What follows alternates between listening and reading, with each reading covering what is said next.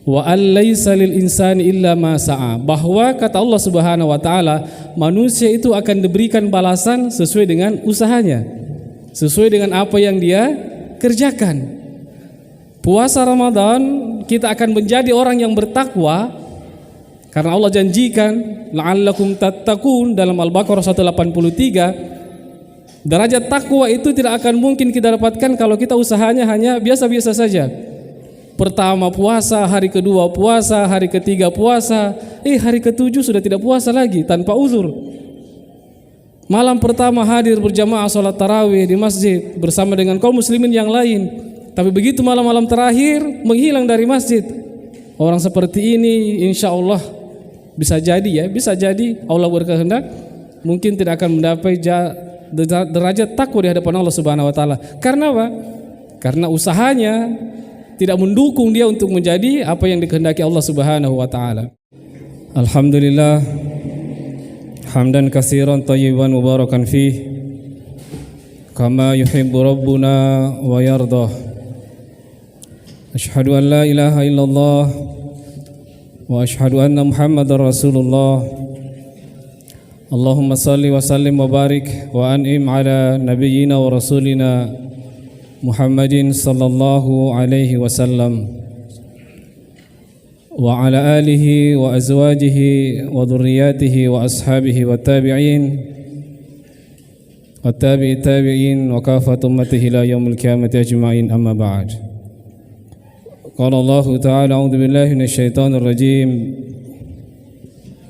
wa an laysa lil insani illa ma sa'a wa anna sa'yahu sawfa yura. Hadirin kaum muslimin, jamaah salat isya, jamaah salat tarawih, dan juga insyaallah jamaah salat witir rahimani wa rahimakumullah. Bapak-bapak, ibu-ibu, adik-adikku sekalian, anak-anak sekalian, yang sama-sama kita mengharapkan ridha Allah Subhanahu wa taala. Bagaimana Pak keadaan, sehat-sehat semua? Alhamdulillah. Ibu-ibu di belakang sehat Bu? Suaranya bass ya. Udah ada ibu ya. Sudah punya baju baru semua? Ini sudah malam ke-24. Insyaallah panjang umur, tidak ada halangan. Sama-sama kita akan merayakan Lebaran tanggal 1 Syawal. Sama Pak ya, 1 Syawal ya lebarannya ya. Dan insya Allah jatuhnya sama serempak tanggal 31 Maret. Insya Allah tidak ada perdebatan.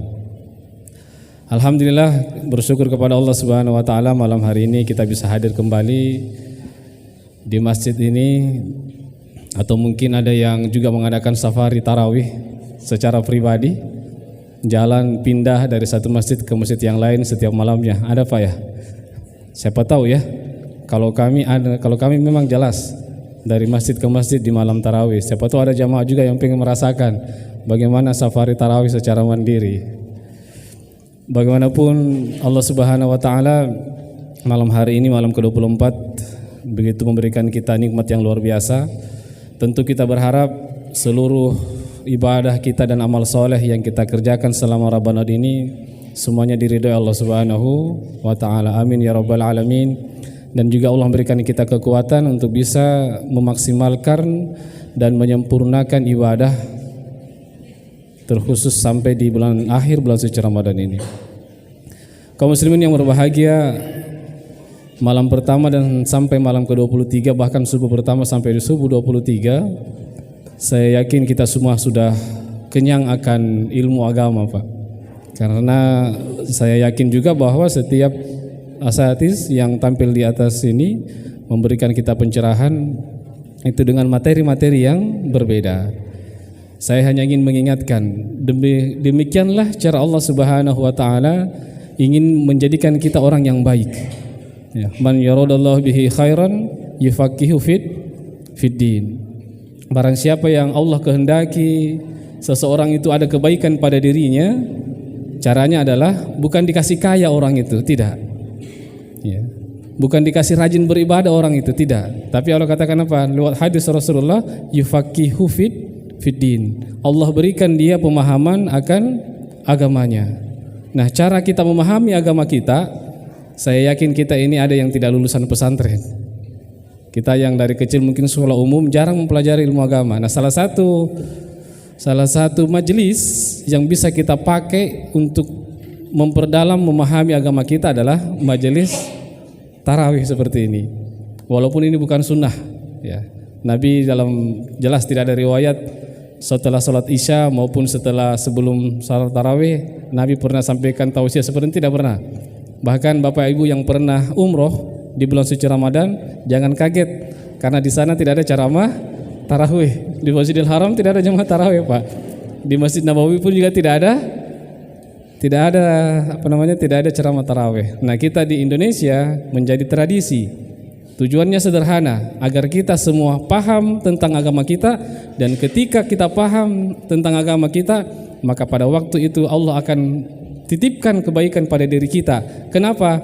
Karena setelah mendapatkan ilmu, kita akan beramal, kita akan beribadah sesuai dengan ilmunya, bukan sesuai dengan kemauan kita.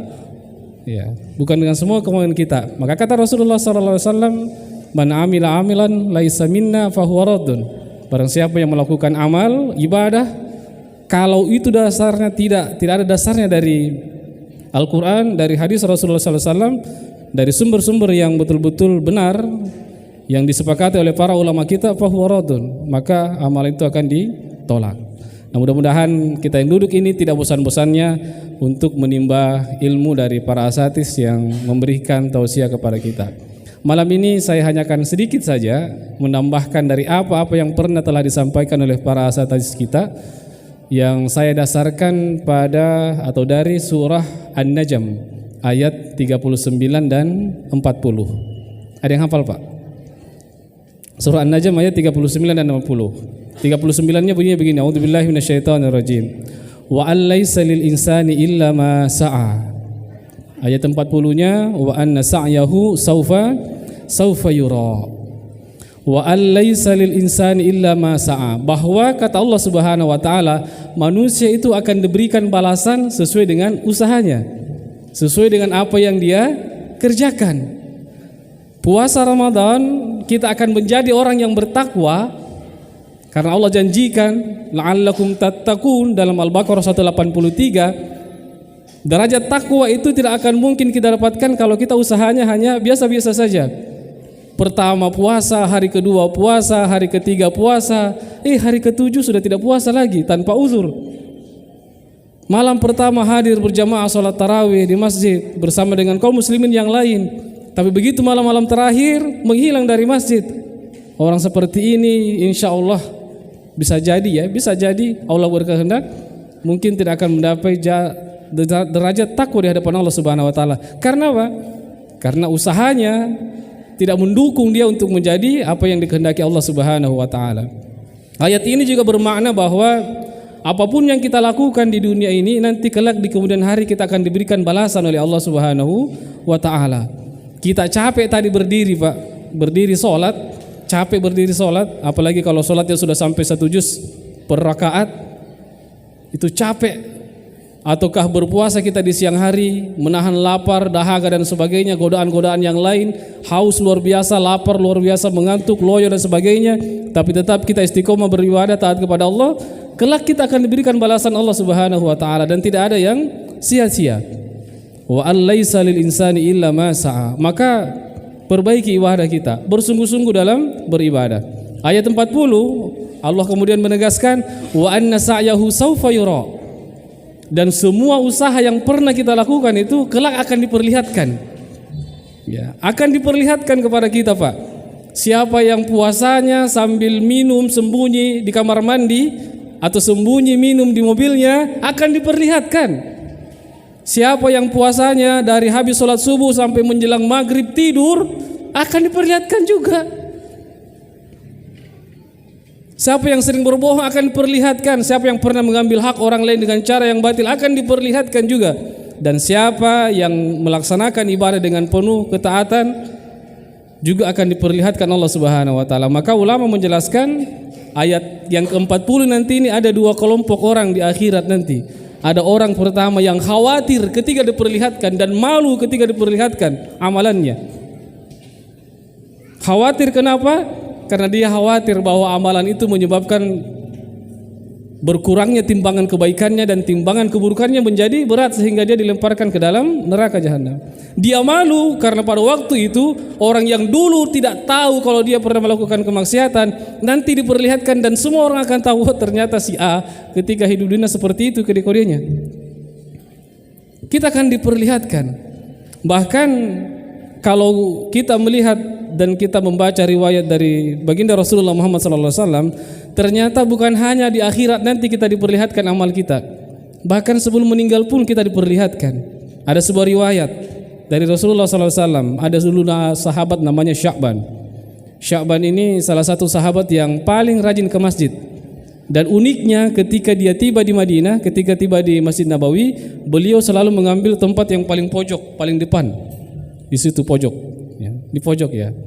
Alasannya bukan karena lebih gampang kalau mengantuk bisa sandar, bukan. Kan kalau di pojokan dekat dinding ya. Maaf, waktu itu Masjid Nabawi belum ada dindingnya, baru hanya atap sama lantai yang pasir, tiang-tiangnya dari batang kurma. Dia di pojok, setiap datang dia di pojok. Alasannya sederhana, supaya ketika dia beribadah tidak ada orang yang mengganggu. Kalau di tengah begini seperti ini kan kita mau ibadah ada orang lewat. Tapi beliau mengambil di tempat yang di pojok Sya'ban ini. Suatu ketika Rasul Bilal sudah qomat. Rasul balik untuk meluruskan saf jamaah. Begitu melihat di pojok sebelah kanan, tidak melihat sosok seorang sahabat yang namanya Sya'ban. Selesai sholat, Rasulullah kemudian bertanya ke sahabat, mana Sya'ban? Kemana dia perginya? Tidak ada sahabat yang tahu. Rasul kemudian bertanya, siapa yang tahu rumahnya? Kita datangi. Pasti ada sesuatu yang terjadi pada diri sahabat ini. Dan betul, dengan beberapa sahabat beliau menuju ke rumahnya. Dan ternyata rumahnya jauh.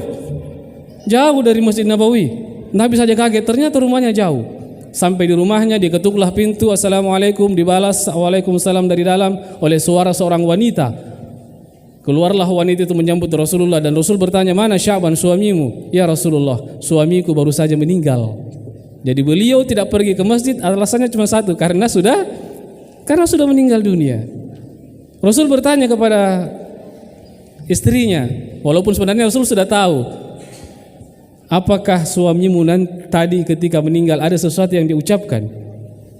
Istrinya berpikir kemudian menjawab, ada ya Rasul. 3 kali beliau teriak, 3 kali beliau bersuara, tapi saya tidak paham apa maksudnya. Apa yang dia katakan suamimu? Istrinya menjawab, ya Rasul, beliau teriak pertama, kenapa kurang jauh? Kenapa kurang jauh? Yang kedua, ya Rasul, beliau teriak, kenapa bukan yang baru? Kenapa bukan yang baru? Kenapa bukan yang baru? Yang ketiga, beliau berteriak, kenapa bukan semua? Jadi 3 teriaknya.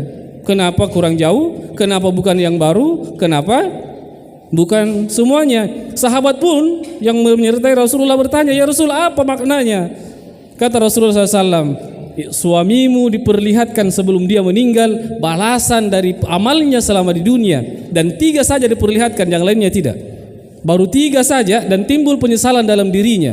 Pertama, diperlihatkan bahwa setiap langkah kakinya dari rumahnya menuju ke masjid itu semua berbalas kebaikan dari Allah Subhanahu wa taala dan menggugurkan dosanya.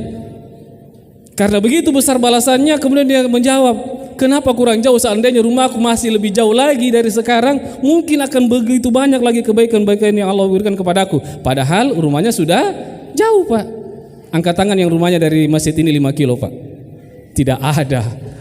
2 kilo lebih Saya tinggal di Merdeka Timur, belakang SMP 4. Wah, paling jauh saya sekarang, Pak. Ada yang kalah saya? Tidak ada ya. Paling jauh Belimbing, sebelah Lagaligo dan sebagainya. Akhirnya menyesal dia. Coba Pak, jadi jangan sekali menyesal bahwa kita ke masjid itu capek, hujan kehujanan, panas kepanasan. Jangan menyesal. Akan ada balasan dari Allah Subhanahu wa taala dan diperlihatkan Allah Subhanahu wa taala sebelum kita meninggal. Yang kedua, kenapa bukan yang baru? Suatu ketika Madinah musim dingin, dia keluar untuk melaksanakan sholat subuh. Subuh dia berangkat. Keluar rumah ternyata dingin, Pak. Baru berapa langkah dia kembali ke rumah. Dia ambil mantelnya yang lebih tebal. Cuman sayangnya dia pakai baju 2 lapis, baju yang baru, baju yang masih bater, baju lebaran barangkali, itu dipakai sebelah dalam. Yang jelek-jeleknya dia pakai sebelah luar. Begitu di perjalanan Allah pertemukan dia dengan seorang yang kedinginan. Tanpa berpikir panjang dia buka bajunya yang di luar tadi, yang sudah jelek tadi, dia kasih kepada orang yang kedinginan itu. Sama dengan kita, Pak. Sama persis kita. Kita kalau ada open donasi untuk banjir, ayo open donasi untuk korban banjir, pakaian. Coba yang kita kasih pakaian baru atau pakaian bekas? Jujur, pakaian baru atau pakaian bekas? Bekas, Pak. Sama Jiki. Bukan bekas, kayaknya layak pakai. Padahal Allah katakan dalam ayat pertama juz 4, Allah katakan apa? Lan tanalul birra hatta tunfiqu mimma tuhibbun. Kamu tidak akan sama sekali mendapatkan kebaikan kecuali kamu menginfakkan yang terbaik, yang paling kamu sayang, yang paling kamu sukai di jalan Allah Subhanahu wa taala. Ini yang kedua. Diperlihatkan dia balasan dari apa yang dia lakukan itu. Dia kira sia-sia. Tapi begitu diperlihatkan, Masya Allah, balasannya luar biasa. Timbul penyesalan dalam dirinya. Kenapa bukan yang baru, yang lama yang dia kasih. Nah, hadirin yang dimuliakan Allah Subhanahu wa taala, karena waktu ya. Satunya yang terakhir mungkin besok subuh saja. Mudah-mudahan Allah berikan kita umur panjang ya. Umur panjang, kesehatan, kesempatan untuk bisa hadir melaksanakan sholat subuh besok. Nah, hadirin dimuliakan Allah Subhanahu wa taala, intinya apapun yang kita lakukan dalam kehidupan dunia ini, baik buruknya tidak akan lewat begitu saja. Ada dua malaikat Allah Subhanahu wa taala dalam surah Qaf. Dalam surah Qaf Allah berikan kita dua malaikat, Raqib dan Atid, yang akan mencatat kebaikan dan keburukan yang kita lakukan. Kita berharap tentunya yang kita lakukan di dunia ini kebaikan-kebaikan yang akan membanggakan kita, dan kita mohon kepada Allah perlindungan dan permohonan ampun dari segala perbuatan-perbuatan buruk, kejahatan yang pernah kita lakukan. Saya tutup dengan doa kafaratul majelis. Subhanakallahumma bihamdik asyhadu an la ilaha illa anta astaghfiruka wa atubu ilaik. Wassalamualaikum warahmatullahi wabarakatuh.